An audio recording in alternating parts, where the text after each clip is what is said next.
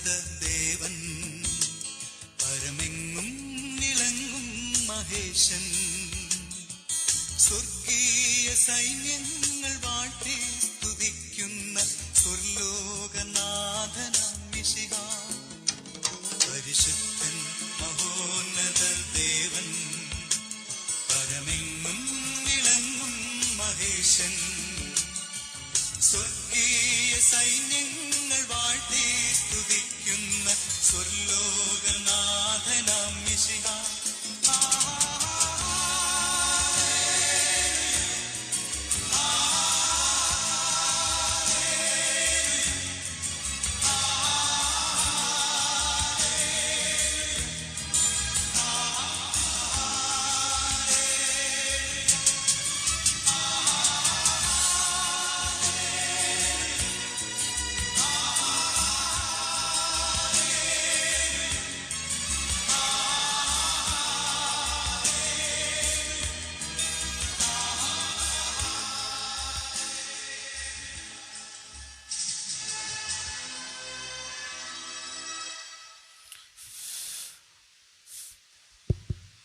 പ്രാർത്ഥനയോടുകൂടെ വെള്ളിയാഴ്ചത്തെ ഈ ആരാധന നമുക്ക് ആരംഭിക്കാം. നമുക്ക് ദൈവത്തോട് പ്രാർത്ഥിക്കാം. സർവശക്തനും കാരുണ്യവാനുമായ ഞങ്ങളുടെ ദൈവമേ, സ്വർഗസ്ഥ പിതാവേ, അനുഗ്രഹിക്കപ്പെട്ട വെള്ളിയാഴ്ചയുടെ രാത്രിക്കായി തിരുനാമത്തെ ഞങ്ങൾ സ്തുതിക്കുന്നു, സ്തോത്രം ചെയ്യുന്നു. വ്യത്യസ്ത ഭവനങ്ങളിലും ദേശങ്ങളിലുമായിരുന്ന ഞങ്ങൾക്ക് അവിടുത്തെ സന്നിധിയിൽ ഒരുമിച്ച് കൂടുവാനും, ദൈവമായ കർത്താവെ ദൈവാലയത്തിനുള്ളിലായിരുന്നു കൊണ്ടും അതോടൊപ്പം തന്നെ വിവിധ സാമൂഹ്യ മാധ്യമങ്ങളിലൂടെയും അങ്ങേ സ്തുതിക്കുവാനും ആരാധിപ്പാനും നൽകിയിരിക്കുന്ന അവസരത്തിനായിട്ട് സ്തോത്രം. ഭവനങ്ങളിലും വിവിധ തലങ്ങളിലുമായിരുന്നു കൊണ്ട് ഈ ആരാധനയിൽ പങ്കെടുക്കുന്ന എല്ലാവരുടെ മേലും ദൈവത്തിൻ്റെ പരിശുദ്ധാത്മ കൃപ അവിടുന്ന് പകരണമേ എന്ന് പ്രാർത്ഥിക്കുന്നു. മഹത്വം അവിടുന്ന് സ്വീകരിക്കണമേ. ലോകത്തിൻ്റെ സൗഖ്യത്തിനായിട്ട് ഞങ്ങൾ പ്രാർത്ഥിക്കുന്നു. കോവിഡ് മഹാമാരിയാലുള്ള പ്രയാസങ്ങളിലായിരിക്കുന്നവരെ ഞങ്ങൾ ഓർക്കുന്നു. പ്രത്യേകിച്ച് മഴക്കെടുതികൾ മുഖാന്തരം വേദന അനുഭവിക്കുന്നവരെ ഞങ്ങൾ ഓർത്ത് പ്രാർത്ഥിക്കുന്നു. കർത്താവിൽ നിന്നുള്ള അത്ഭുത സൗഖ്യവും വിടുതലും സമാധാനവും എല്ലാവരുടെയും ജീവിതത്തിൽ അവിടുന്ന് പകരണമേ എന്ന് പ്രാർത്ഥിക്കുന്നു. ഈ ആരാധനയുടെ ആദ്യോടന്തം അവിടുത്തെ കൃപ പേറുകയും ഞങ്ങളെ അവിടുന്ന് ശക്തീകരിച്ച് അനുഗ്രഹിക്കുകയും ചെയ്യണമെന്ന് യേശുവിൻ്റെ നാമത്തിൽ അപേക്ഷിക്കുന്നു. കേൾക്കണം പ്രിയ പിതാവേ, ആമേൻ. ഉണർവിൻ വരം ലഭിപ്പാൻ ഞങ്ങൾ വരുന്നു തിരുസവിധേ എന്നുള്ള ഗാനം നമുക്ക് കരങ്ങളടിച്ച് പാടി ദൈവത്തെ ആരാധിക്കാം. പാഠപുസ്തകത്തിലെ 503 ഗാനം.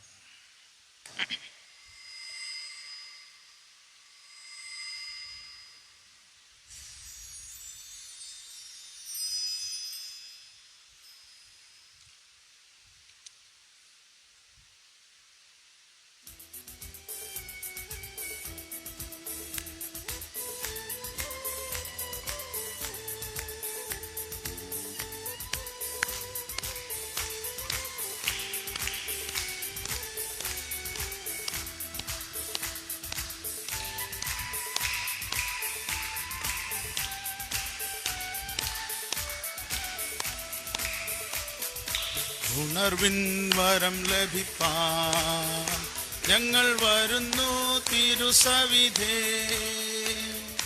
നാഥ നിന്റെ വൻ കൃപകൾ ഞങ്ങൾ കരുളൂ അനുഗ്രഹിക്കൂ.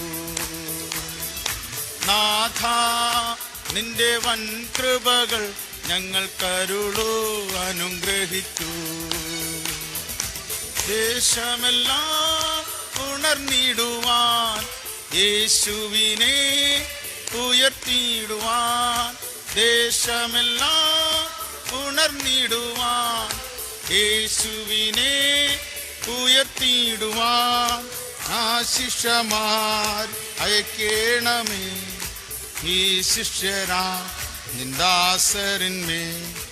ആശിഷമാർ അയക്കേണമേ ഈ ശിഷ്യരാ നിന്ദാസരിന്മേ. ഉണർവിൻ വരം ലഭിപ്പാൻ ഞങ്ങൾ വരുന്നു തിരുസവിധേ. നാഥ നിന്റെ വൻ കൃപകൾ ഞങ്ങൾ കരുളൂ അനുഗ്രഹിക്കൂ. നാഥ നിന്റെ വൻ കൃപകൾ ഞങ്ങൾ കരുളൂ അനുഗ്രഹിക്കൂ.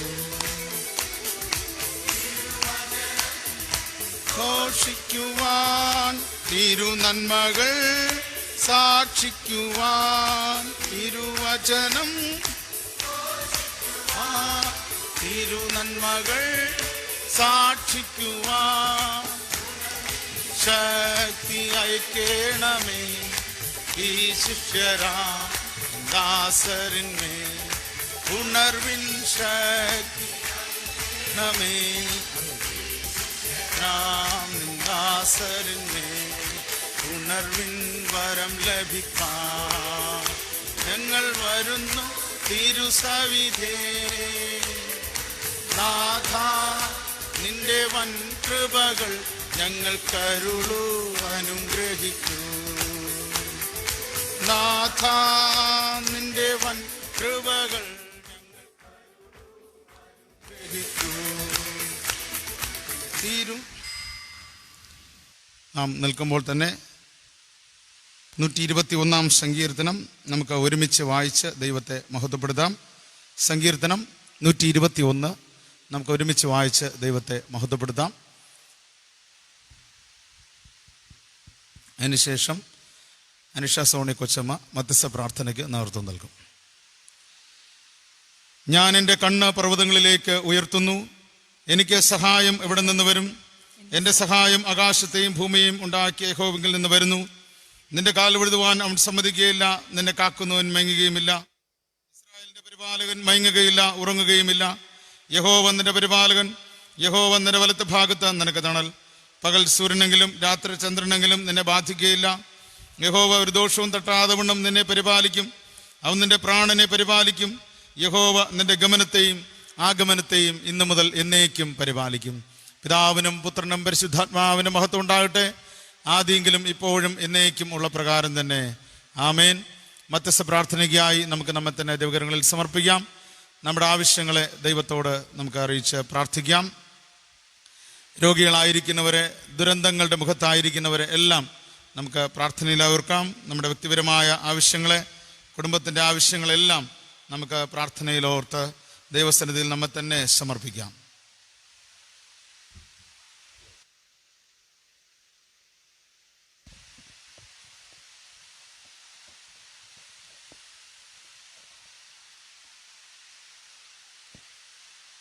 ഇന്നു പാരിൽ കണ്ണുനീരിൽ നിൻ വചനം വിതയ്ക്കും ഞാൻ. ഇന്നു പാരിൽ കണ്ണുനീരിൽ നിൻ വചനം വിതയ്ക്കും ഞാൻ. അന്നു നീരിൽ നിന്നരികിൽ വന്നു കതിരുകൾ കാണും ഞാൻ. അന്നു നീരിൽ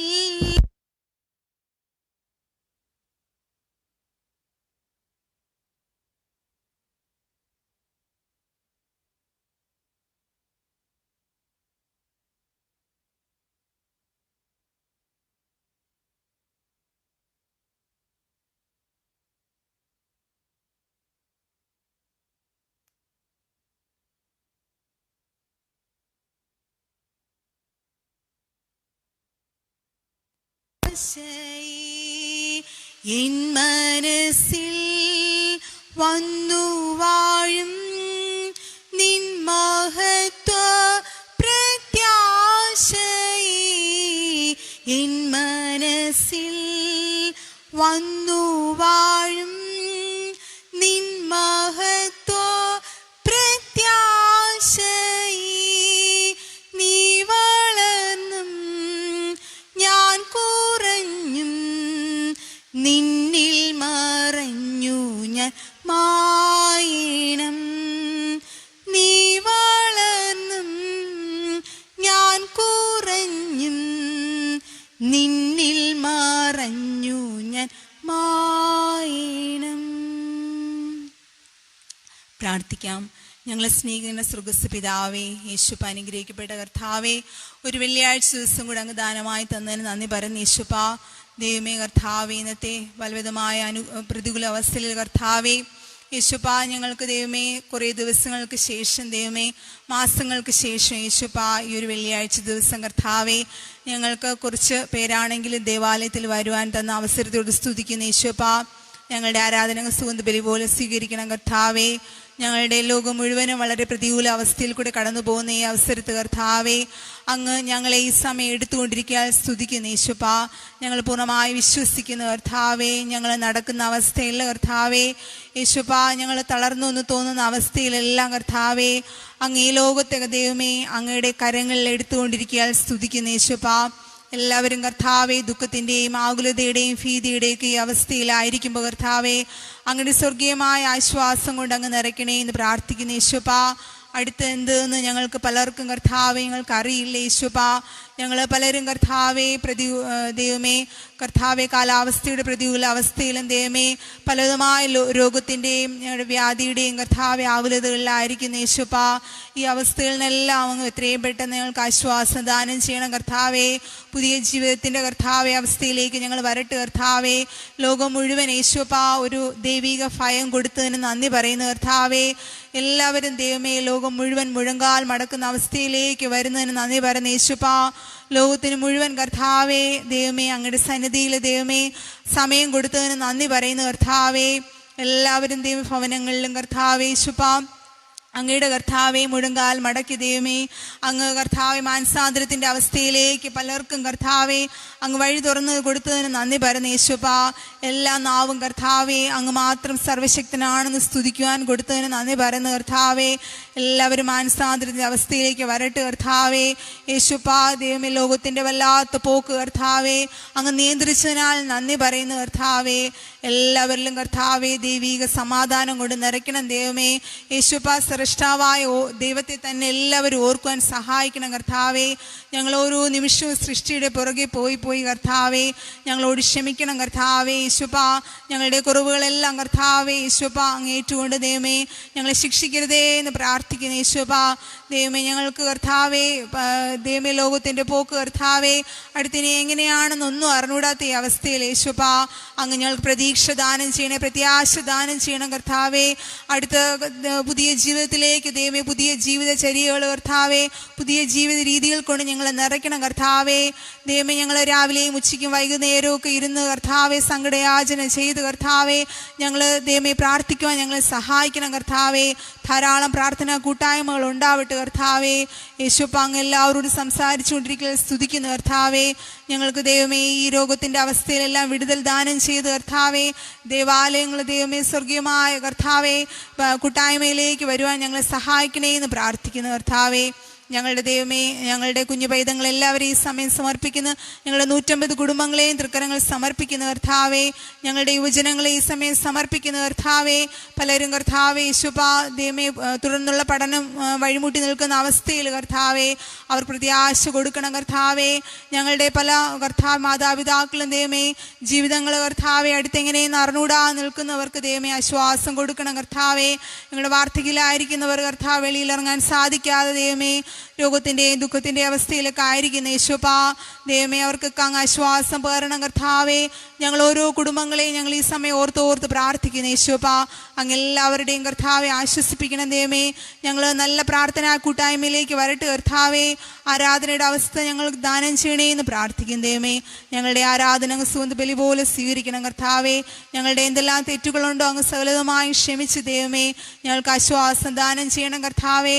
കാലാവസ്ഥയുടെ പ്രതികൂലാവസ്ഥയിൽ ധാരാളം പേർ കർത്താവെ ദൈവമേ ഉരുൾപൊട്ടൽ മൂലം കർത്താവെ ലോകം വിട്ടെടുക്കപ്പെട്ട് കർത്താവെ ധാരാളം കുടുംബങ്ങൾ ദൈവമേ യേശുപ്പ ദുഃഖത്തിൻ്റെയും കണ്ണീരിൻ്റെയും അവസ്ഥയിലായിരിക്കുന്ന യേശുപ്പ അങ്ങ് എല്ലാവർക്കും ആശ്വാസം കൊടുക്കണേ എന്ന് പ്രാർത്ഥിക്കും ദൈവമേ.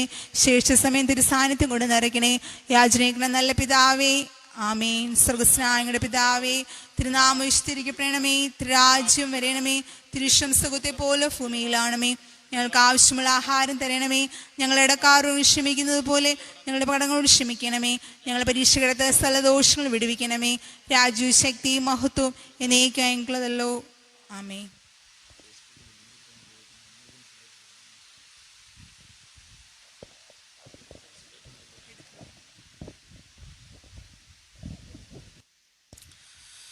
ദൈവത്തിൻ്റെ അതിപരിശുദ്ധ നാമം മഹത്വപ്പെടുമാറാകട്ടെ. ചില നാളുകൾക്ക് ശേഷം നമുക്ക് വെള്ളിയാഴ്ചത്തെ ആരാധന പുനരാരംഭിക്കുവാൻ ദൈവം സഹായിച്ചു. ഈ ആരാധന ഓൺലൈൻ ആരാധനയായിട്ടാണ് നടത്തപ്പെടുന്നത് നമുക്കറിയാം. അപ്പോൾ വിവിധ ഭവനങ്ങളിലും വിവിധ സ്ഥലങ്ങളിലുമായിരുന്നുകൊണ്ട് ഓൺലൈനായിട്ട് ഫേസ്ബുക്കിലൂടെ സോഷ്യൽ മീഡിയയിലൂടെ ഈ ആരാധനയിൽ പങ്കെടുത്തിരിക്കുന്ന എല്ലാവർക്കും എല്ലാ ദൈവകൃപയും നേരുന്നു. ദൈവത്തിൻ്റെ കൃപ അനുഭവിപ്പാൻ ദൈവം നമ്മെ എല്ലാവരെയും സഹായിക്കട്ടെ എന്ന് പ്രാർത്ഥിക്കുകയും ചെയ്യുന്നു. അവിടുത്തെ നന്മകളും അനുഗ്രഹങ്ങളും അനുഭവിപ്പാൻ അവിടുന്ന് സഹായിക്കട്ടെ. അതുപോലെ തന്നെ നമ്മുടെ എല്ലാ ആവശ്യങ്ങളെയും നമുക്ക് പ്രത്യേകം പ്രാർത്ഥനയിൽ ഓർക്കാം. പ്രത്യേകിച്ച് നമ്മുടെ കുടുംബങ്ങളെ നമുക്ക് ഓർക്കാം. രോഗികളായിരിക്കുന്നവരെ നമുക്ക് ഓർത്ത് പ്രാർത്ഥിക്കാം. ഇപ്പോൾ ഈ മണ്ണിടിച്ചൽ നമുക്കറിയാം, പേമാരി മുഖാന്തരമുള്ള ദുരിതമുഖത്തായിരിക്കുന്നവരെ നമുക്ക് പ്രത്യേകം പ്രാർത്ഥനയിൽ ഓർക്കാം. നമ്മുടെ ദേശത്തിന് ദൈവം സൗഖ്യം നൽകുവാനായി നമുക്ക് ദൈവത്തോട് പ്രത്യേകം പ്രാർത്ഥിക്കുകയും ചെയ്യാം. നമ്മുടെ കണ്ടെയ്ൻമെൻറ്റ് സോൺ പിൻവലിക്കപ്പെട്ടാൽ ഞായറാഴ്ച പൊതു ആരാധനകൾ ഉണ്ടായിരിക്കും. 7 മണിക്കും 9 മണിക്കും ഈ ആരാധനകളിൽ പ്രാർത്ഥനയോടുകൂടെ സംബന്ധിക്കാനായിട്ട് എല്ലാവരെയും ഓർമ്മപ്പെടുത്തുന്നു. ദൈവം എല്ലാവരെയും അനുഗ്രഹിക്കട്ടെ. ഇപ്പോൾ നമുക്ക് ശാലേം രാജൻ വരുന്നൊരു ധ്വനികൾ എന്നുള്ള ഗാനം, 535 ഗാനം നമുക്കെല്ലാവർക്കും എഴുന്നേറ്റ് കരങ്ങളടിച്ച് പാടാം. തുടർന്ന് നമുക്ക് ഇന്നത്തേക്കുള്ള വചനം ഒരുമിച്ച് ധ്യാനിക്കാം. 535 ഗാനം.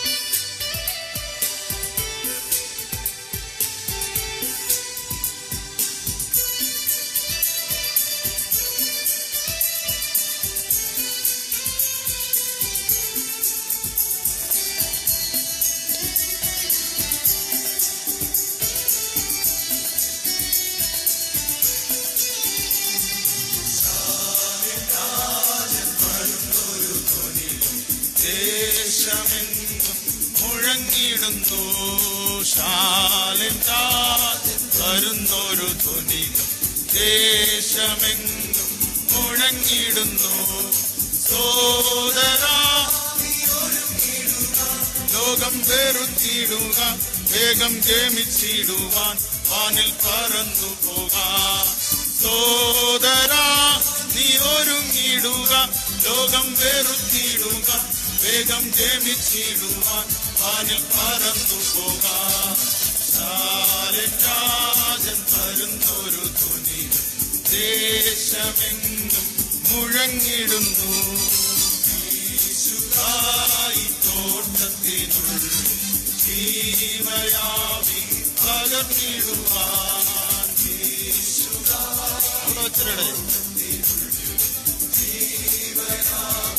പകർന്നിടുവാൻ ജീവനുള്ള പാട്ട് പാടുവാൻ, സാക്ഷി ചൊല്ലുവാൻ, ദൂതറിയിപ്പാൻ, സഭയുണരുവാൻ. ജീവനുള്ള പാട്ട് പാടുവാൻ, സാക്ഷി ചൊല്ലുവാൻ, ദൂതറിയിപ്പാൻ, സഭയുണരുവാൻ. ശാലേം രാജൻ വരുന്നൊരു ധ്വനി ദേശമെങ്ങും മുഴങ്ങിടുന്നു. ഉണർന്നു ശോഭിപ്പാൻ ശക്തിയായി വേല ചെയ്യുവാൻ. ഉണർന്നു ശോഭിപ്പാൻ ശക്തിയായി വേല ചെയ്യുവാൻ. സാക്ഷിത്വം ഇടിച്ചു കളകാൻ, സ്നേഹത്താലൊന്നിക്കാൻ വിശ്വാസം കൂടട്ടെ, മേലും ധൈര്യം നൽകട്ടെ. സാക്ഷിത്വം ഇടിച്ചു കളകാൻ, സ്നേഹത്താലൊന്നിക്കാൻ വിശ്വാസം കൂടട്ടെ, മേലും ധൈര്യം നൽകട്ടെ. ശാലേം രാജൻ വരുന്നൊരു ധ്വനികൾ. ദേശമെങ്ങും മുഴങ്ങിടുന്നു തെളിയിച്ചു കൊള്ളും എണ്ണപാത്രം കരഞ്ഞിടട്ടെ. തെളിയിച്ചു കൊള്ളുവാൻ എണ്ണപാത്രം കരഞ്ഞിടട്ടെ.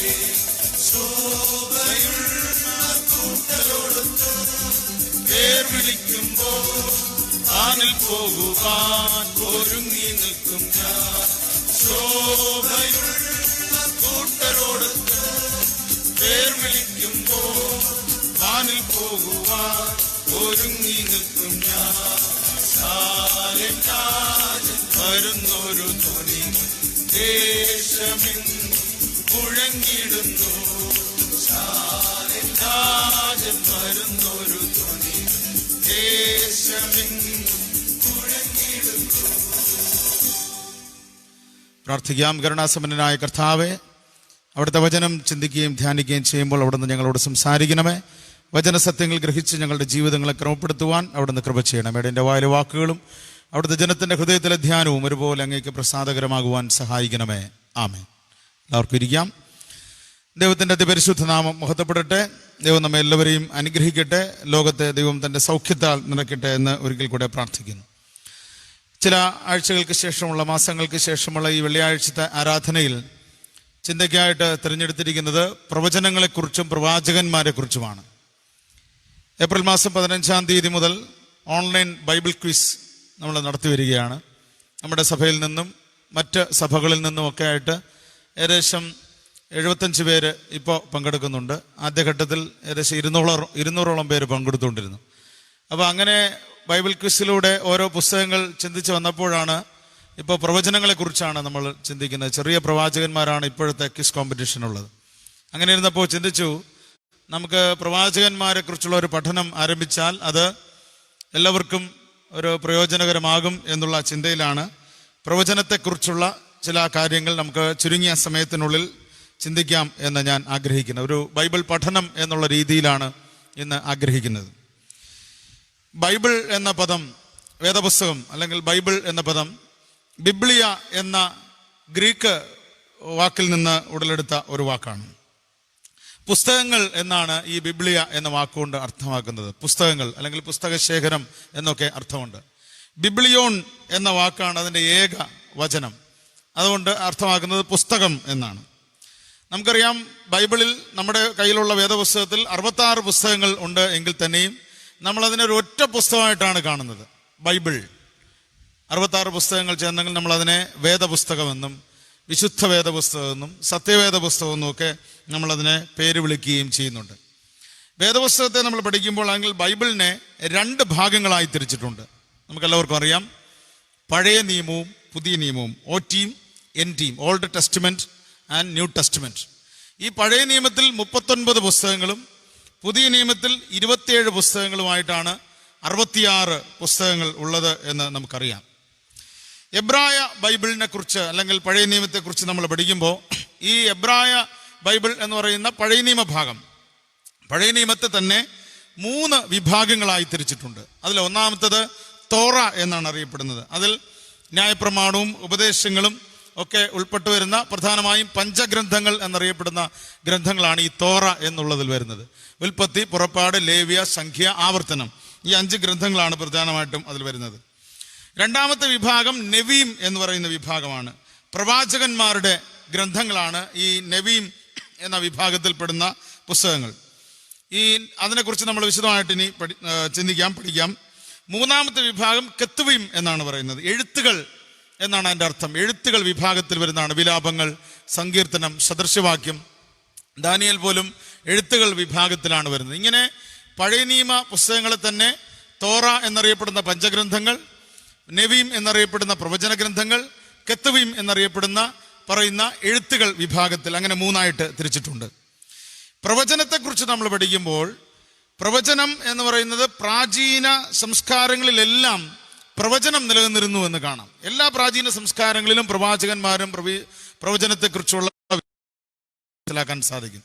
ഏറ്റവും പഴക്കം ചെന്നതായിട്ട് BC 1700 ഉള്ള പഴക്കമുള്ള മാരി ഫലകത്തിലും പ്രവാചകന്മാരെ കുറിച്ചുള്ള പരാമർശം ഉണ്ട് എന്ന് നമുക്ക് മനസ്സിലാക്കാനായിട്ട് കഴിയും. BC 1700 വർഷം പഴക്കമുള്ള മാരി ഫലകങ്ങളിലും പ്രവാചകരെ കുറിച്ച് നമ്മൾ പഠിക്കുമ്പോൾ പ്രവാചകർ എന്ന പദവുമായിട്ട് അല്ലെങ്കിൽ പ്രവാചകൻ എന്നുള്ളതിനെ കുറിക്കുന്ന 4 പദങ്ങൾ പ്രധാനമായിട്ട് നമുക്ക് മനസ്സിലാക്കാം. അതിൽ ഒന്നാമത്തെ വാക്ക് റോയെ എന്നാണ് വാക്ക്. റോയെ അതിനെക്കുറിച്ച് പറയുന്ന വസ്തുനിഷ്ഠമായ കാഴ്ച എന്നാണ് ആ റോയെ എന്ന ഹീബ്രു വാക്കുകൊണ്ട് ഉദ്ദേശിക്കുന്നത്.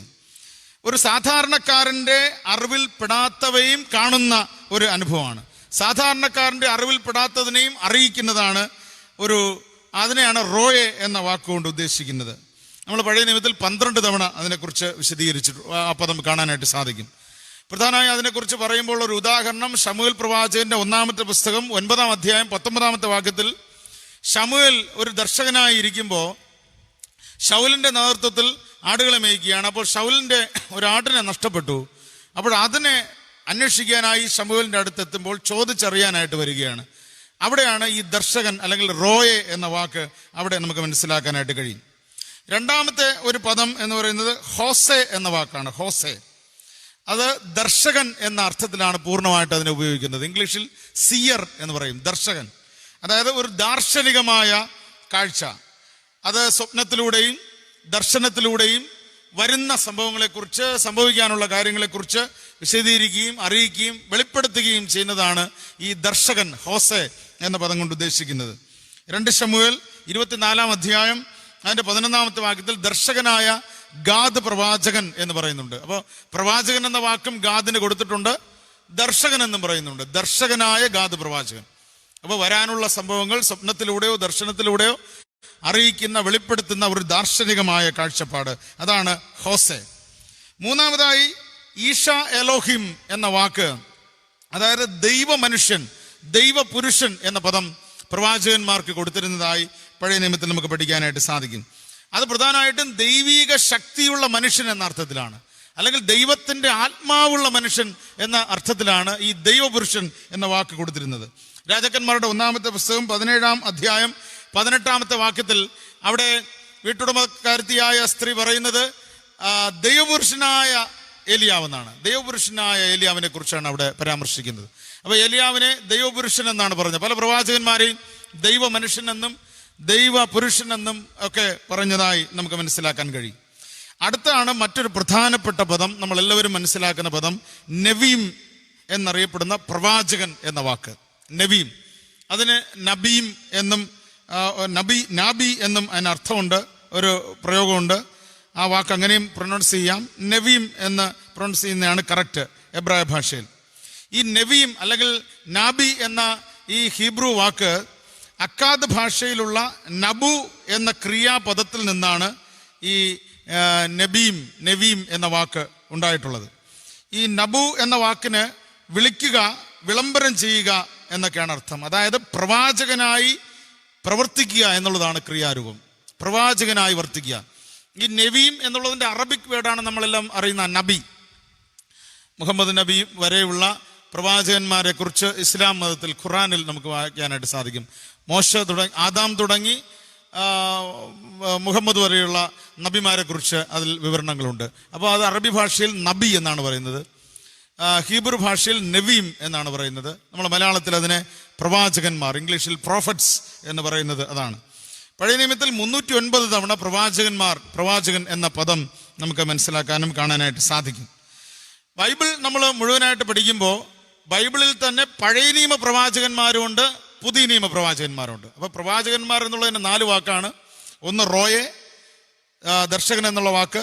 അടുത്ത ഹോസെ, ദർശകൻ എന്നുള്ള സ്വപ്നത്തിലൂടെയൊക്കെ കാഴ്ചപ്പാടറിയിക്കുന്ന, വെളിപ്പാടറിയിക്കുന്ന ഹോസെ എന്ന പദം സിയർ. 3 ഈഷ എലോഹിം, ദൈവപുരുഷൻ എന്നുള്ള അർത്ഥത്തിൽ. 4 നെവീം, പ്രവാചകൻ എന്നുള്ള അർത്ഥത്തിൽ ഉപയോഗിച്ച് കാണുന്നു. ബൈബിളിലെ ഈ തന്നെ പ്രവാചകന്മാരെ വീണ്ടും 2ആയിട്ട് വിഭാഗിച്ചിട്ടുണ്ട്. പഴയ നിയമ പ്രവാചകന്മാരുമുണ്ട്, പുതിയ നിയമ പ്രവാചകന്മാരുണ്ട്. പഴയ നിയമ പ്രവാചകന്മാരെ നമ്മൾ വിശദമായിട്ട് ചിന്തിക്കാം. പുതിയ നിയമ പ്രവാചകന്മാരെന്ന് വിശദമായിട്ട് കുറച്ച് പേരുകളാണ് നമ്മൾ പുതിയ നിയമത്തിൽ വായിക്കുന്നത്. യേശു തന്നെ മത്തായി എഴുതിയ സുവിശേഷം 11-ാം അധ്യായം അതിൻ്റെ 13-ാമത്തെ വാക്യം നിങ്ങൾക്ക് ബൈബിൾ നോക്കി വായിക്കാവുന്നതാണ്. മത്തായി 11:13 പറയുന്നുണ്ട്, യോഹന്നാൻ സ്നാപകനെ കുറിച്ച് പറയുന്നത്, യോഹന്നാൻ ഒരു നല്ല പ്രവാചകനായിരുന്നു എന്നാണ് കാണുന്നത്.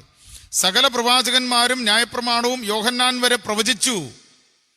നിങ്ങൾക്ക് പരിഗ്രഹിപ്പാൻ മനസ്സുണ്ടെങ്കിൽ വരുവാനുള്ള ഏലിയാവ് അവൻ തന്നെ എന്നാണ് യേശു സ്നാപക യോഹന്നാനെ കുറിച്ച് പറഞ്ഞിരിക്കുന്നത്. അപ്പോൾ എല്ലാ പ്രവാചകന്മാരും യോഹന്നാനോടെ അവസാനിച്ചു എന്നാണ് യേശുവിൻ്റെ തന്നെ വിശദീകരണം നമുക്ക് മനസ്സിലാക്കാനായിട്ട് സാധിക്കുന്നത്. അതുകൊണ്ട് യോഹന്നാനെ ഒരു പുതിയ നിയമ പ്രവാചകനായി നമുക്ക് കാണാം. പഴയ നിയമ നേരത്തെയുള്ള പ്രവാചകന്മാരുടെ ഒരു എൻഡിങ്, ഒരു പ്രവചന കാലഘട്ടത്തിന്റെ പൂർത്തീകരണം യോഹന്നാനോടുകൂടെ നടക്കുകയാണ്. പിന്നെ നമ്മൾ കാണുന്നത് സഖര്യാവ് ഒരു പുരോഹിതൻ, ഒരു പ്രവാചകനായി പ്രവചിച്ചുകൊണ്ട് ഗാനം പാടുന്നതൊക്കെ നമ്മൾ കാണുന്നുണ്ട്. ഹന്നയും ഷിമ്യോനും ദൈവാലയത്തിൽ പ്രവചന ശുശ്രൂഷ കഴിച്ചുകൊണ്ട് ദൈവാലയത്തിൽ തന്നെ പാർത്തിരുന്നവരായി നമ്മൾ മനസ്സിലാക്കുന്നു. യേശു കുഞ്ഞിനെ എടുത്തുകൊണ്ട് ഷിമ്യോൻ പ്രവചിച്ച് പറയുന്നത് നമ്മൾ വായിക്കുന്നുണ്ട് ലൂക്കോസ് സുവിശേഷത്തിൽ. അതുപോലെ തന്നെ മറിയയുടെ പാട്ടിലൂടെയും അല്ലാതെയും സംഭവിക്കാനുള്ളതിനെ കുറിച്ച് വിശദീകരിക്കുന്നതായിട്ട് നമുക്ക് മനസ്സിലാക്കാൻ കഴിയും. അപ്പോസ്തല പ്രവൃത്തി 21-ാം അധ്യായം അതിന്റെ 9-ാമത്തെ വാക്യം നമ്മൾ പഠിക്കുമ്പോൾ, കൈസരിയയിലെ ഫിലിപ്പോസ് എന്ന സുവിശേഷകന് കന്യകമാരായ 4 പ്രവാചികമാരായ മക്കളുണ്ടായിരുന്നുവെന്ന് നമുക്ക് വായിക്കാനായിട്ട് കഴിയും. 4 മക്കൾ, അവർ 4 പേരും പ്രവാചകിമാരായിരുന്നു, കന്യകമാരായിരുന്നു. അപ്പോസ്തല പ്രവൃത്തി 21:9. ഇനി അതേപോലെ തന്നെ അപ്പോസ്തല പ്രവൃത്തി 11:27, 21:10-11 വാക്യങ്ങളിൽ അഗബോസ് എന്ന ഒരു പ്രവാചകനെ കുറിച്ചും അവിടെ പറയുന്നുണ്ട്. ഇങ്ങനെ പുതിയ നിയമത്തിൽ കുറച്ച് പ്രവാചകന്മാരെ കുറിച്ചും പ്രവചനത്തെക്കുറിച്ചും നമുക്ക് മനസ്സിലാക്കാൻ കഴിയും. ഈ പ്രവചനങ്ങളെ തന്നെ ഇന്ന് പലപ്പോഴും നമ്മൾ ചോദ്യം ചെയ്യുന്ന, സംശയിക്കുന്ന ഒരു കാലഘട്ടത്തിലാണ്. കാരണം പ്രത്യേകിച്ച് ഈ 2020 കുറിച്ച് പ്രവചിച്ചതിനെ നമ്മൾ സോഷ്യൽ മീഡിയാസിലൂടെയും മറ്റു രീതിയിലും വളരെ അതിൻ്റെ ട്രോളുകൾ ഇന്നവരോട് ഇറങ്ങിയിട്ടുണ്ട്. 2020 അനുഗ്രഹത്തിൻ്റെ വർഷം എന്ന് പറഞ്ഞിട്ട് കോവിഡും പേമാരി ഇങ്ങനെയായിട്ട് കഴിയുകയാണ്. അപ്പോൾ അത് നമ്മൾ പിന്നീട് അത് ചിന്തിക്കുക അതിനെക്കുറിച്ച്. അപ്പോൾ ഈ പ്രവചനങ്ങൾ എങ്ങനെയുള്ളത് എന്നുള്ളത് പ്രധാനപ്പെട്ട ഒന്നാണ്. അപ്പോൾ ഞാൻ ഇപ്പോൾ പറഞ്ഞത് പുതിയ നിയമ പ്രവാചകന്മാരെ കുറിച്ച്. ഇനി പഴയ നിയമ പ്രവാചകന്മാർ തന്നെ 2ആയിട്ട് തിരിച്ചിട്ടുണ്ട്. പഴയ നിയമ പ്രവാചകന്മാരിൽ ഫോർമർ പ്രോഫറ്റ്സ് എന്നറിയപ്പെടുന്ന മുൻകാല പ്രവാചകന്മാരും ലേറ്റർ പ്രോഫറ്റ്സ് എന്നറിയപ്പെടുന്ന പിൽക്കാല പ്രവാചകന്മാരുണ്ട്. ഈ മുൻകാല പ്രവാചകന്മാർ എന്ന് പറയുമ്പോൾ ഒരു വ്യത്യസ്തമായ രീതിയിലാണ്. അതിൽ ശമൂവേലിനെ പറയാനായിട്ട് സാധിക്കും, ഏലിയാവ്, എലീഷ, നാഥാൻ, ഗാദ് പ്രവാചകന്മാരെയൊക്കെ നമുക്കതിൽ പറയാനായിട്ട് കഴിയും.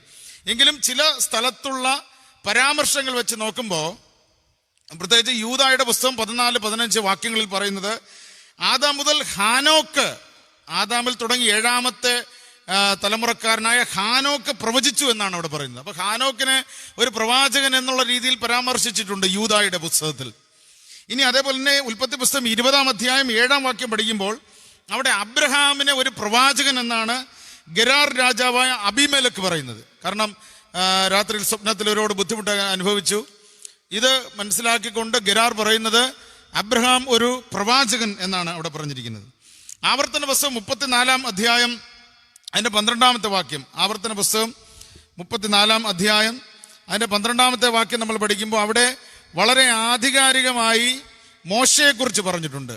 ആവർത്തനം 34:12 പറയുന്നത് ഇങ്ങനെയാണ്: യഹോവ അഭിമുഖമായി അറിഞ്ഞ മോശയെ പോലെ ഒരു പ്രവാചകൻ ഇസ്രായേലിൽ പിന്നെ ഉണ്ടായിട്ടില്ല. മോശയെ പോലെ യഹോവയെ അറിഞ്ഞ മറ്റൊരു പ്രവാചകൻ ഉണ്ടായിട്ടില്ല എന്നാണ് അവിടെ പറയുന്നത്. അപ്പോൾ മോശ ദൈവമായിട്ട് അഭിമുഖമായി സംസാരിച്ചു, വളരെ ആധികാരികതയുള്ള ഒരു പ്രവാചകനായിരുന്നു എന്നാണ് വിശദീകരിച്ചിരിക്കുന്നത്.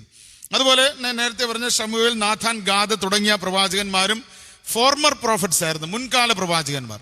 ഇനി പിൽക്കാല പ്രവാചകന്മാരെ കുറിച്ച്, ലേറ്റർ പ്രോഫറ്റ്സിനെ കുറിച്ച് നമ്മൾ പഠിക്കുമ്പോൾ യെശയ്യാവ്, ഇരമ്യാവ്, എഹെസ്കേൽ, ഹോശയ തുടങ്ങി മലാഖി വരെയുള്ള 12 പ്രവാചകന്മാർ അവിടെ നമുക്ക് മനസ്സിലാക്കാനായിട്ട് കഴിയും.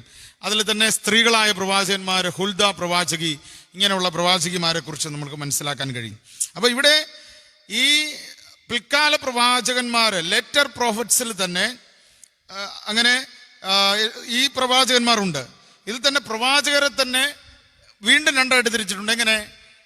ഗ്രന്ഥങ്ങളുള്ള എഴുതിയിട്ടുള്ള പ്രവാചകന്മാരും അല്ലാത്ത പ്രവാചകന്മാരും. അതിനെ കാനോനിക പ്രവാചകന്മാരെന്നും അകാനോനിക പ്രവാചകന്മാരെന്ന് പറയും. ഈ അകാനോനിക പ്രവാചകന്മാർ എന്നറിയപ്പെടുന്നത് നാഥാനും ഏലിയാവും എലീശയും ഉൾപ്പെടുന്ന പ്രവാചകന്മാരാണ്. കാനോനിക പ്രവാചകന്മാർ എന്നറിയപ്പെടുന്നത് നമ്മൾ നേരത്തെ പറഞ്ഞ യെശയ്യാവ്, ഇരമ്യാവ്, മറ്റ് 12 പ്രവാചകന്മാരാണ്. ഈ കാനോനിക പ്രവാചകന്മാരെ വീണ്ടും 2ആയിട്ട് തിരിച്ചിട്ടുണ്ട്. എന്തൊക്കെയാണ്? മേജർ പ്രോഫറ്റ്സ് എന്നും മൈനർ പ്രോഫറ്റ്സ് എന്നും. വലിയ പ്രവാചകന്മാരും ചെറിയ പ്രവാചകന്മാരും. അതാണ് നമുക്ക് കുറച്ച് പരിചയമുള്ളത്. കാനോനിക പ്രവാചകന്മാർ, അതായത് ഗ്രന്ഥങ്ങൾ എഴുതിയിട്ടുള്ള, അവരുടെ പേരിൽ ഗ്രന്ഥങ്ങളുണ്ട്. ആ പുസ്തകങ്ങളുള്ള അവരെ 2ആയിട്ട് തിരിച്ച് മേജർ പ്രോഫറ്റ്സ്, വലിയ പ്രവാചകന്മാർ, ചെറിയ പ്രവാചകന്മാർ. ഈ വലിയ പ്രവാചകന്മാരിൽ പ്രധാനമായിട്ടും 3 പേരാണ്: യെശയ്യാവ്, ഇരമ്യാവ്, എഹെസ്കേൽ. പക്ഷെ അതിൻ്റെ കൂടെ ദാനിയേലിനെ കൂടെ കൂട്ടാറുണ്ട്. കാരണം ദാനിയേല് ഒരു പ്രവാചകൻ എന്നുള്ള നിലയിലല്ല, പക്ഷെ ദാനിയേലിന്റെ വിശദീകരണം വെളിപ്പാടായിരുന്നു. പ്രവചനം തന്നെയായിരുന്നു. അത് പ്രവചന ഗ്രന്ഥമായും പ്രവാചകനായിട്ടും ഒക്കെ കണക്കാക്കാറുണ്ട് എന്ന് നമ്മൾ മനസ്സിലാക്കണം. അത് വെളിപ്പാട് സാഹിത്യത്തിലാണ് പ്രധാനമായിട്ട് ദാനിയേൽ വരുന്നത്. പ്രവചന ഗ്രന്ഥത്തിലല്ല, എഴുത്തുകളുടെ വിഭാഗത്തിലാണ് ദാനിയേലിന്റെ പുസ്തകമുള്ളത്. എങ്കിലും നമുക്കതിനെയും വലിയ പ്രവാചകരുടെ കൂട്ടത്തിൽ കൂട്ടാറും ഉണ്ട്. ഇനി മറ്റൊന്ന് ചെറിയ പ്രവാചകന്മാർ. അത് ഹോശയ തുടങ്ങി മലാഖി വരെയുള്ള 12 പ്രവാചകന്മാരെയാണ് ചെറിയ പ്രവാചകന്മാർ എന്ന് അറിയപ്പെടുന്നത്. ഇങ്ങനെ പ്രവചനത്തെക്കുറിച്ചുള്ള വിശദമായ വിവരണങ്ങളും ഡിവിഷനുകളും വേദോസ്തം നമ്മൾ പഠിക്കുമ്പോൾ മനസ്സിലാക്കാനായിട്ട് സാധിക്കും. പഴയ നിയമത്തിൽ പഴയ നിയമ പ്രവാചകന്മാർ, പുതിയ നിയമ പ്രവാചകന്മാർ, പഴയ നിയമത്തിൽ തന്നെ പിൽക്കാല പ്രവാചകന്മാർ, മുൻകാല പ്രവാചകന്മാർ, പിൽക്കാല പ്രവാചകന്മാർ. അതിൽ തന്നെ പിൽക്കാല പ്രവാചകന്മാർ വീണ്ടും രണ്ടായിട്ട് വലിയ പ്രവാചകന്മാർ, ചെറിയ പ്രവാചകന്മാർ. അത് കഴിയുമ്പോൾ പ്രവചനത്തെക്കുറിച്ച് നമ്മൾ പഠിക്കുമ്പോൾ ഭാവിയെക്കുറിച്ചുള്ള ഒരു മുന്നറിയിപ്പാണ് പ്രവാചനം. ഭാവിയെക്കുറിച്ചുള്ള മുന്നറിയിപ്പ്, ഭാവിയിൽ എന്താണ് സംഭവിക്കാനുള്ളത്. അത് മാത്രമല്ല, ദൈവത്തിന്റെ പ്രവാചകന്മാർ എന്നുള്ളത് ദൈവത്തിന്റെ വായായിട്ടാണ് അവർ പറയുന്നത്. അവർ ഈ പറയുന്നത് ഇങ്ങനെയാണ്: യഹോവയല്ലോ അരുളി ചെയ്യുന്നത്, യഹോവയുടെ വായല്ലോ പറഞ്ഞിരിക്കുന്നത്, യഹോവയാണ് ഇത് സംസാരിക്കുന്നത് എന്ന് വളരെ ആധികാരികമായിട്ട് അവർ പറഞ്ഞു എന്ന് മനസ്സിലായി. അതുകൊണ്ടാണ് അവരുടെ വാക്കുകളെല്ലാം എന്ന് യഹോവയുടെ അരുളപ്പാട്, ഇല്ലെങ്കിൽ അവർ തുടങ്ങുന്നത് എങ്ങനെയാണ്? യഹോവ ഇപ്രകാരം അരുളി ചെയ്യുന്നു, ദസ്സൈസ് യാഹോവ എന്നാണ്. യഹോവ ഇപ്രകാരം അരുളി ചെയ്യുന്നു, യഹോവയുടെ അരുളപ്പാടുകളാണ് അവർ പറഞ്ഞിരുന്നത് എന്ന് നമുക്കറിയാം. എങ്ങനെയുള്ളവരാണ് പ്രവചിക്കപ്പെട്ടിരുന്നവർ എങ്ങനെയുള്ളവരാണ്? ആമോസ് പ്രവചനം 2-ാം അധ്യായം 11-ാമത്തെ വാക്യത്തിൽ പറയുന്നത്, ദൈവത്താൽ എഴുന്നേൽപ്പിക്കപ്പെട്ടവർ, റൈസൺ ബൈ ഗോഡ്, ദൈവമാണ് അവരെ എഴുന്നേൽപ്പിക്കുന്നത് പ്രവാചകന്മാരായി. 2, ദൈവത്താൽ നിയമിക്കപ്പെട്ടവരാണ്, അപ്പോയിന്റഡ് ബൈ ഗോഡ്, ദൈവത്താൽ നിയമിക്കപ്പെട്ടവരാണ് പ്രവാചകന്മാർ. 3, സെൻഡ് ബൈ ഗോഡ്, ദൈവത്താൽ അയക്കപ്പെട്ടവരാണ് പ്രവാചകന്മാർ. പ്രവാചകന്മാരെ ദൈവം അയക്കുകയാണ്. യോനയെ അയച്ചത് നമുക്ക് അറിയാം, വളരെ പ്രകടമായി അറിയാം. ദൈവത്താൽ അയക്കപ്പെട്ടു. ദിനവൃത്താന്തം 2 ദിനവൃത്താന്തം 36:15, ഇരമ്യാവ് 7:25, അങ്ങനെ ഒരുപാട് ഉദാഹരണങ്ങൾ നമുക്ക് കാണാം. ഇനി പ്രവാചകന്മാർ ദൈവത്താൽ നിയോഗിക്കപ്പെട്ടു, ദൈവത്താൽ എഴുന്നേൽപ്പിക്കപ്പെട്ടു, ദൈവത്താൽ അയക്കപ്പെട്ടു. ഇനി അവർ അധികാരത്തോടെ സംസാരിക്കുന്നവരായിരുന്നു ഈ പ്രവാചകന്മാർ എന്ന് നമുക്ക് വ്യക്തമായി മനസ്സിലാക്കാൻ സാധിക്കും. ആധികാരികമായ വിവരണം അവർ പല കാര്യങ്ങളിലും നൽകിയിരുന്നു എന്ന് കാണാം. പിന്നെ പ്രവാചകന്മാർക്ക് ഉള്ള ആവശ്യമായ ഒന്നാണ് ധൈര്യത്തോടെ പ്രവചിച്ചു. കാരണം തെറ്റുകൾ ചൂണ്ടിക്കാണിക്കുമ്പോൾ ഭീഷണികളും ഒറ്റപ്പെടുത്തലുകളും സ്വാഭാവികമായിട്ടുണ്ടാകും. അതുകൊണ്ട് തന്നെ പ്രവാചകന്മാർ പലപ്പോഴും ആർക്കും സ്വീകാര്യനായിരുന്നില്ല. എല്ലാവർക്കും എതിർപ്പാണ്. കാരണം എന്താണ്? തെറ്റുകൾ ചൂണ്ടിക്കാണിക്കും. നാഥാൻ പ്രവാചകൻ ദാവീദിന്റെ കൊട്ടാരത്തിൽ ചെന്ന് എന്തോ പറഞ്ഞ്, ആട്ടിൻകുട്ടിയുടെ ഉദാഹരണം പറഞ്ഞിട്ട്, ആ മനുഷ്യൻ നീ തന്നെ, നീ കുറ്റക്കാരനാണ് എന്ന് വിളിച്ചു പറയാനുള്ള ധൈര്യം ഈ നാഥാൻ പ്രവാചകന് ഉണ്ടായിരുന്നു എന്ന് നമുക്ക് മനസ്സിലാക്കാൻ കഴിയും. അതുകൊണ്ട് ധൈര്യത്തോടുകൂടെ അവര് പ്രവചിച്ചു. പിന്നെ അതുപോലെ വിശ്വസ്തത, ജനത്തോടും ദൈവത്തോടും വിശ്വസ്തത അവർക്കുണ്ടായിരുന്നു. അതേപോലെ തന്നെ അവർ ദൈവത്തിന്റെ വാക്കാണ് സ്വീകരിച്ചത്, ദൈവത്തിന്റെ വചനമാണ് അത് സ്വീകരിച്ച് ജനത്തോട് അറിയിച്ചത് എന്ന് നമുക്ക് മനസ്സിലാക്കാൻ സാധിക്കും. പ്രവാചകന്മാരെ തന്നെ വീണ്ടും നമുക്കറിയാം, കള്ളപ്രവാചകന്മാരുമുണ്ട്, സത്യപ്രവാചകന്മാരുമുണ്ട്. ഇവ ഈ കള്ളപ്രവാചകന്മാരെ സത്യപ്രവാചകന്മാരെ കുറിച്ച് വേദോസം പഠിപ്പിക്കുന്നത് എങ്ങനെ തിരിച്ചറിയാൻ പറ്റും? അവര് പ്രവചിക്കുന്നത് നടന്നാൽ അറിയാം അവര് സത്യമുള്ള പ്രവാചകന്മാരെന്ന്, നടന്നില്ലെങ്കിൽ അവര് കള്ളപ്രവാചകന്മാരെന്ന് നിങ്ങൾ തിരിച്ചറിഞ്ഞോളണം. അപ്പൊ അവരുടെ പ്രവൃത്തിയിലൂടെയും അവരുടെ വാക്കുകൾ നടക്കോ ഇല്ലയോ എന്നതനുസരിച്ചിരിക്കും അവരുടെ പ്രവചനം എന്ന് കാണാം. അപ്പോഴാണ് നമ്മൾ നേരത്തെ ചിന്തിച്ചതുപോലെ 2020 കുറിച്ച് പ്രവചിച്ചതിനെ നമ്മളിങ്ങനെ ഒരു ചോദ്യചിഹ്നം ഇട്ട് പിന്നെ 2-3 ആശ്ചര്യചിഹ്നം ഇട്ട് ഇങ്ങനെ നമ്മൾ ആ വീഡിയോസൊക്കെ എടുത്ത് ഇപ്പോൾ ട്രോളായി ഓടുന്നത്. ഇത് ശരിയാണോ? 2020 തീർന്നില്ല. അനുഗ്രഹങ്ങൾ നൽകാൻ ദൈവം ഇനിയും ശക്തനാണ്. ദൈവത്തിന്റെ നടത്തിപ്പ് ഇനിയും ബാക്കിയുണ്ട്. എങ്കിലും പലപ്പോഴും പ്രവചനത്തെ എന്ത് ചെയ്യുന്നു? കച്ചവടവൽക്കരിക്കുന്ന, ആത്മീയ കച്ചവടമാക്കി മാറ്റുന്ന ഒരു സ്ഥിതിവിശേഷം നമ്മുടെ ചുറ്റിൽ ഇന്നുണ്ട് എന്നുള്ളത് ഒരു സത്യമാണ്. കള്ളപ്രവചനങ്ങൾ നടത്തി സ്വാധീനം ചെലുത്തുന്നു ചില കുടുംബങ്ങളിൽ. എനിക്ക് ഇന്നലെ രാത്രി ഒരു സ്വപ്നത്തിൽ ഇങ്ങനെ ഒരു പ്ലാവിനെ കാണിച്ചു തന്നു. കുറച്ചു കാലം മുമ്പ് എൻ്റെ വീട്ടിൽ വന്ന ഒരാൾ പറഞ്ഞാണ്, ഒരു 10-25 വർഷം മുമ്പ് ഒരു പ്ലാവിനെ കാണിച്ചു തന്നു. അതിൽ നിറയെ ചക്കയായിരുന്നു. കുറച്ച് കഴിഞ്ഞപ്പോൾ ഈ ചക്കയെല്ലാം ഉണങ്ങി താഴെ വീണു. അതിൻ്റെ പ്ലാവിൻ്റെ തടിക്കെല്ലാം കേടുപറ്റി. അതുകൊണ്ട് എത്രയും വേഗം നിങ്ങൾ വേറൊരു രീതിയിലോട്ടൊക്കെ വരണം, എങ്കിലേ ഇനി രക്ഷയുള്ളൂ എന്ന് 10-25 വർഷം മുമ്പ് എന്ന് പറഞ്ഞു. അപ്പോൾ ഇങ്ങനെ കള്ളപ്രവചനങ്ങൾ നടത്തുന്ന ഒരുപാട് സംവിധാനങ്ങളും വ്യക്തികളും, ഇത് വ്യക്തികളെ ആശ്രയിച്ചാണ്, ഒരു വിഭാഗമെന്നോ ഒരു സഭയെന്നോ അർത്ഥത്തില്ല, വ്യക്തികൾ അങ്ങനെ കള്ളപ്രവാചകന്മാരായി മാറാറുണ്ട് എന്നുള്ളതും വാസ്തവമായ ഒരു കാര്യമാണ്.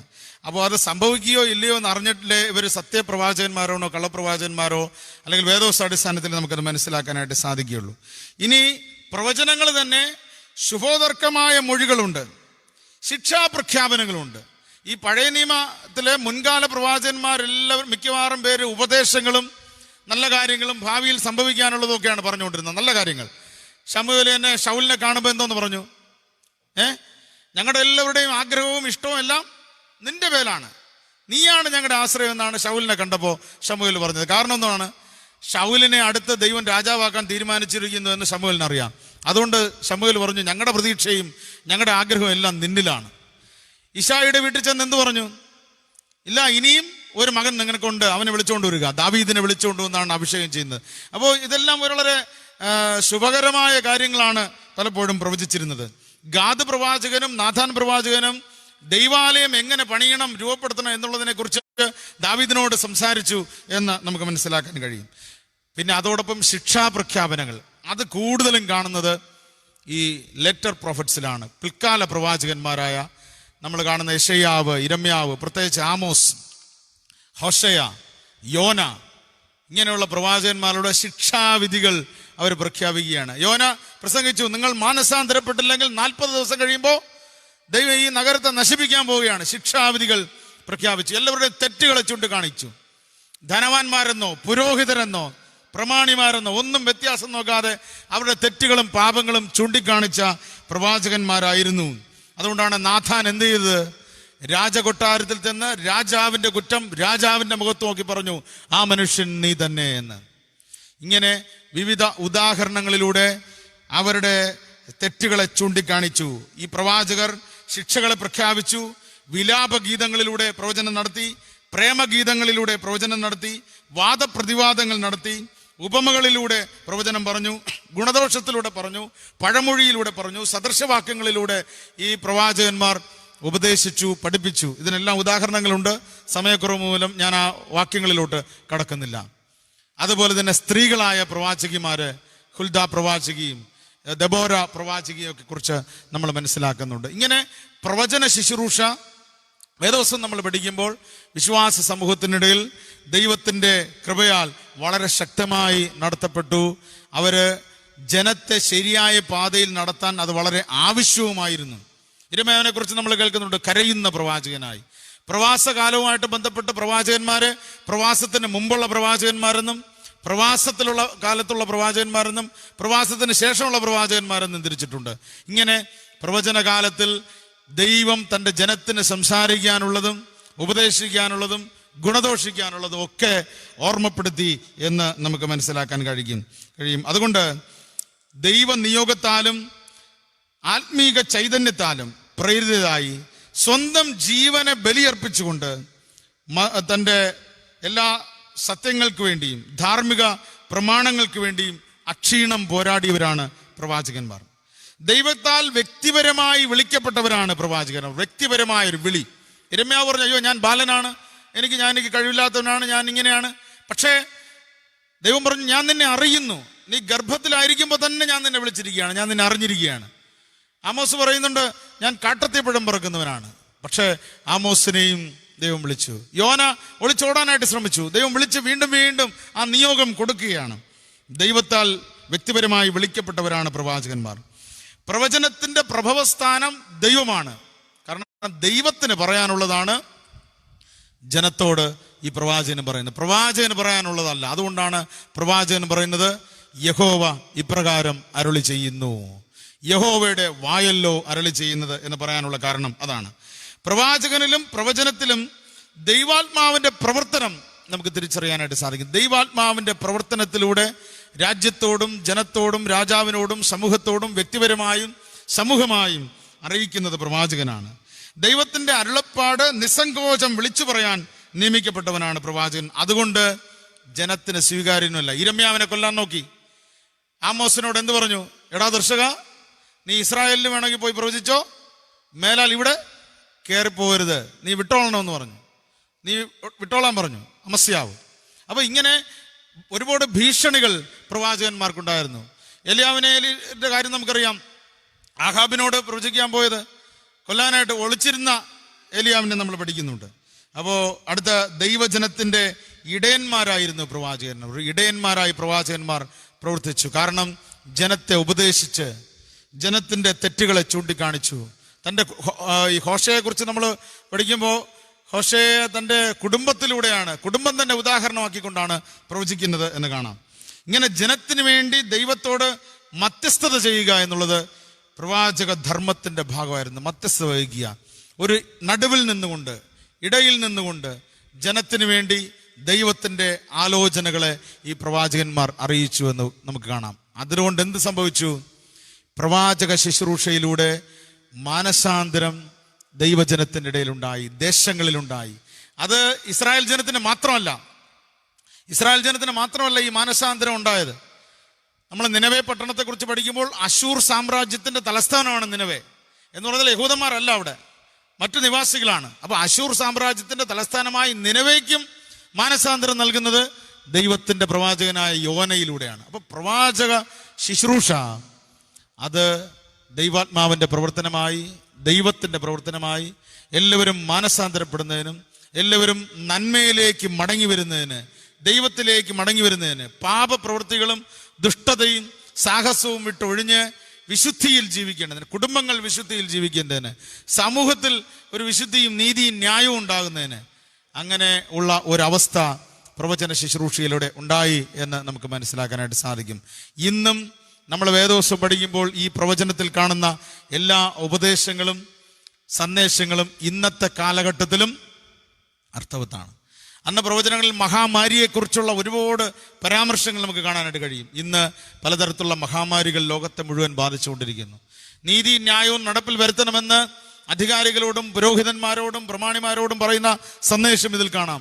ഇന്നും ആ സന്ദേശം എല്ലാവർക്കും ബാധകമാണ്.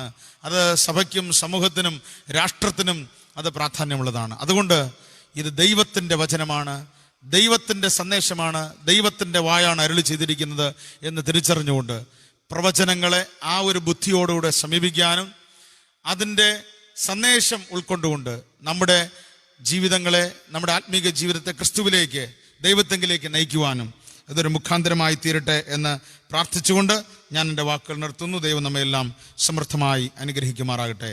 ആമേൻ. നമുക്ക് എല്ലാവർക്കും എഴുന്നേറ്റ് നിന്ന് 404 ഗാനം കരങ്ങളടിച്ച് പാടി പ്രാർത്ഥിച്ച് ആശീർവാദത്തോടെ ഈ ആരാധന നമുക്ക് അവസാനിപ്പിക്കാം. 404 ഗാനം.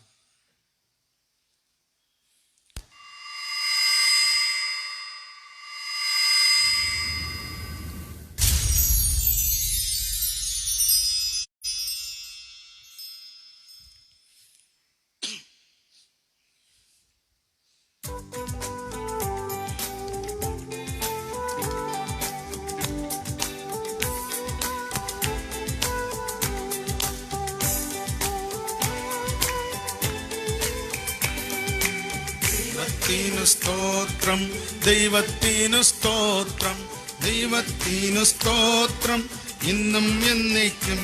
എൻ്റെ ദൈവത്തിനു സ്തോത്രം, ഇന്നും എന്നേക്കും. മലയിൽ ക്രൂശിൽ മരിച്ചോരു, കാൽവരി മലയിൽ ക്രൂശിൽ മരിച്ചോരു രക്ഷകനു സ്തോത്രം, ഇന്നും എന്നേക്കും. എൻ്റെ രക്ഷകനു സ്തോത്രം, ഇന്നും എന്നേക്കും. പാപഭാരത്തിൽ നിന്നെ രക്ഷിച്ചോരും, പാപഭാരത്തിൽ നിന്നെ രക്ഷിച്ചോരും ദൈവത്തിനു സ്തോത്രം, ഇന്നും എന്നേക്കും. എൻ്റെ ദൈവത്തിനു സ്തോത്രം, ഇന്നും എന്നേക്കും. ആത്മശക്തിയാലേ ഉള്ളം നിറച്ചോരും, ആത്മശക്തിയാലേ ഉള്ളം നിറച്ചോരും ദൈവത്തിനു സ്തോത്രം, ഇന്നും എന്നേക്കും. സ്തോത്രം, ഇന്നും എന്നേക്കും. നീലൻ കൂടെയിരിക്കുന്ന രോഗശയ്യയിലൻ കൂടെയിരിക്കുന്ന ദൈവത്തിനു സ്തോത്രം ഇന്നും എന്നേക്കും. എൻ്റെ ദൈവത്തിനു സ്തോത്രം ഇന്നും എന്നേക്കും. എന്നെ ക്ഷേമമായി പോറ്റുന്ന, ക്ഷാമകാലത്തെന്നെ ക്ഷേമമായി പോറ്റുന്ന ദൈവത്തിനു സ്തോത്രം ഇന്നും എന്നേക്കും. എൻ്റെ ദൈവത്തിനു സ്തോത്രം ഇന്നും എന്നേക്കും. മേൽ വച്ചിഷ്ടമായി നോക്കുന്ന, ദൃഷ്ടി എൻ്റെ മേൽ വച്ചിഷ്ടമായി നോക്കുന്ന ദൈവത്തിനു സ്തോത്രം ഇന്നും എന്നേക്കും. ഇന്നും എന്നേക്കും. എൻ്റെ ഭാരം ചുമക്കുന്ന, എൻ്റെ ഭാരം ചുമക്കുന്ന ദൈവത്തിനു സ്തോത്രം ഇന്നും എന്നേക്കും. എൻ്റെ ദൈവത്തിനു സ്തോത്രം ഇന്നും എന്നേക്കും. മുൻപാകെ മേശയൊരുക്കുന്ന, ശത്രുക്കൾ മുൻപാകെ മേശയൊരുക്കുന്ന ദൈവത്തിനു സ്തോത്രം. എൻ്റെ ദൈവത്തിനു സ്തോത്രം ഇന്നും എന്നേക്കും. എന്നെ ഇന്നയോളം കാത്ത, വൻകൃപയിലെന്നെ ഇന്നയോളം കാത്ത ദൈവത്തിനു സ്തോത്രം ഇന്നും എന്നേക്കും. എൻ്റെ ദൈവത്തിനു സ്തോത്രം ഇന്നും എന്നേക്കും. എല്ലാ രോഗങ്ങൾക്കും നല്ല വൈദ്യനായ, എല്ലാ രോഗങ്ങൾക്കും നല്ല വൈദ്യനായ ദൈവത്തിനു സ്തോത്രം ഇന്നും എന്നേക്കും. എൻ്റെ ദൈവത്തിനു സ്തോത്രം ഇന്നും എന്നേക്കും. തൂകുമ്പോൾ മനസ്സലിയുന്ന, കണ്ണുനീർ തൂകുമ്പോൾ മനസ്സലിയുന്ന ദൈവത്തിനു സ്തോത്രം ഇന്നും എന്നേക്കും. എൻ്റെ ദൈവത്തിനു സ്തോത്രം ഇന്നും എന്നേക്കും. സ്തോത്രം, ദൈവത്തിനു സ്തോത്രം, ദൈവത്തിനു സ്തോത്രം ഇന്നും എന്നേക്കും. എൻ്റെ ദൈവത്തിനു സ്തോത്രം ഇന്നും എന്നേക്കും. പ്രാർത്ഥിക്കാം. സർവശക്തനും കാരുണ്യവാനുമായ ഞങ്ങളുടെ ദൈവമേ, സ്വർഗ്ഗസ്ഥ പിതാവേ, അനുഗ്രഹിക്കപ്പെട്ട ഈ വെള്ളിയാഴ്ചയുടെ രാത്രിക്കായി തിരുനാമത്തെ ഞങ്ങൾ സ്തുതിക്കുന്ന കർത്താവേ, സ്തോത്രം സ്തോത്രം ചെയ്യുന്നു. Hallelujah hallelujah. സ്തുതിക്കുന്ന കർത്താവേ, നന്ദിയോടെ വാഴ്ത്തുന്നു, വണങ്ങുന്നു, ആരാധിക്കുന്ന കർത്താവേ, അങ്ങേ ഞങ്ങൾ മഹത്വപ്പെടുത്തുന്നു. ഹല്ലേലൂയ. അങ്ങേ ഞങ്ങൾ സ്തുതിക്കുന്ന കർത്താവേ, സ്തോത്രം സ്തോത്രം ചെയ്യുന്നു. പലവിധമായ ആശങ്കകളുടെയും ഭയപ്പാടുകളുടെയും മധ്യത്തിൽ ഞങ്ങൾ ജീവിക്കുമ്പോൾ കർത്താവേ, അവിടുന്ന് ഞങ്ങളെല്ലാവരെയും കാത്ത് പരിപാലിക്കുന്ന ദൈവമായിരിക്കാൻ സ്തോത്രം സ്തോത്രം സ്തോത്രം ചെയ്യുന്നു. ഹല്ലേലൂയ. സ്തുതിക്കുന്നു. പ്രവചനത്തെക്കുറിച്ചും പ്രവാചകന്മാരെക്കുറിച്ചും പ്രവാചക ശുശ്രൂഷയെക്കുറിച്ചും ഇന്ന് ദൈവവചനത്തിൽ നിന്ന് ഞങ്ങൾക്ക് ഒരുമിച്ച് ധ്യാനിക്കുവാൻ അവിടുന്ന് സഹായിച്ചുവല്ലോ. ഞങ്ങളിലൂടെ, ഞങ്ങൾക്ക് പ്രവാചകന്മാരിലൂടെ, പ്രവചന ഗ്രന്ഥങ്ങളിലൂടെ നൽകിയിരിക്കുന്ന സന്ദേശം